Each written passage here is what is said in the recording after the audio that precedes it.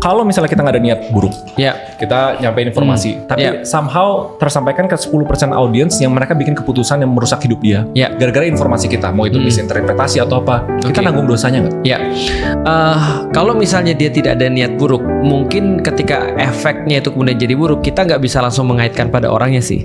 Artinya, misalnya contoh aku bilang gini ya, aku tuh orangnya males misalnya. Tiba-tiba terus kemudian orang memang jadi males. Ketika dia jadi males, somehow terus kemudian dia misalnya tidak melakukan kewajibannya sebagai kepala keluarga, misalnya dia nggak nafkah dan segala macam. Maka aku tidak berdosa secara langsung.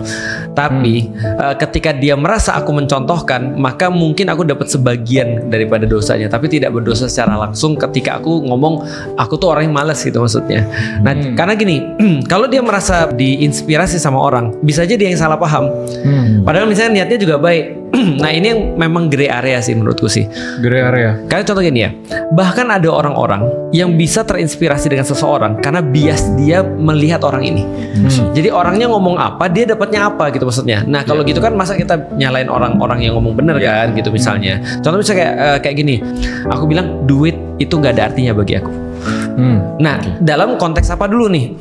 Di mana ketika sama orang, dia nanya sama aku, Ustadz, aku tuh bingung kenapa Ustadz bilang duit itu nggak ada artinya. Padahal kan semuanya kan ibadah juga kita perlu duit tuh dan segala macam. Nah, dia nggak ngerti konteks apa aku ngomong itu gitu maksudnya. Jadi ketika misalnya contoh aku ditabrakkan misalnya antara duit sama kewajiban-kewajiban dalam agama, aku milih agama dong. Dan itulah caraku memandang uang.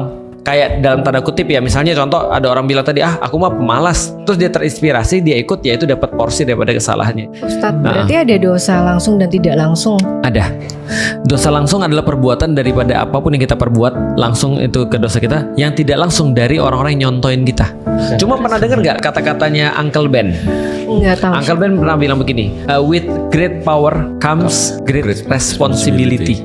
Jadi begitu tuh sebenarnya kita dikasih power. Sebenarnya power itu adalah amanah. Power itu adalah sesuatu yang bisa mengantarkan kita ke surga dan mengantarkan kita ke neraka. Semakin besar powernya, semakin besar yang nganterin itu. Maka yang followersnya banyak, itu harus hati-hati. Karena itu jalan ke surga dan jalan nerakanya dia.